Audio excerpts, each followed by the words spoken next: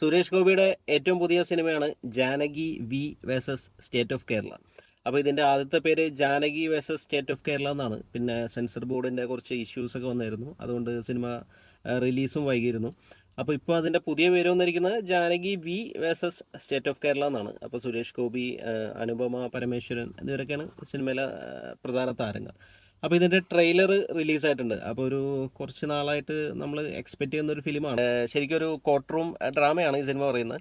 അപ്പോൾ ട്രെയിലർ കൊള്ളായിരുന്നു. അപ്പോൾ ഇതിൽ അനുപമ പരമേശ്വരനാണ് വിക്റ്റിമായിട്ട് വരുന്നത്. അപ്പോൾ പുള്ളിക്കാരത്തേക്ക് എന്തെങ്കിലും ക്രൈം സംഭവിച്ചിട്ടുണ്ടാവും. സുരേഷ് ഗോപിയാണ് വക്കീലായിട്ട് വരുന്നത് പുള്ളിക്കാരത്തിനെ രക്ഷിക്കാനായിട്ട്. അപ്പോൾ നീതി നേടിക്കൊടുക്കാൻ വേണ്ടിയിട്ടുള്ള ഒരു വക്കീലിൻ്റെ കഥാപാത്രമാണ് സുരേഷ് ഗോപി ചെയ്യുന്നത്. അപ്പോൾ മോഹൻലാലിൻ്റെ നേര് പോലത്തെ ഒരു കോർട്ട് റൂം ഡ്രാമ ആയിരിക്കണം ഈ സിനിമ. അപ്പോൾ ഇതിൽ നമ്മൾ എക്സ്പെക്റ്റ് ചെയ്യുന്നത് സുരേഷ് ഗോപിയുടെ തീപ്പൊരി ഡയലോഗ്സും ആക്ഷൻ സീക്വൻസ് ഒക്കെയാണ്.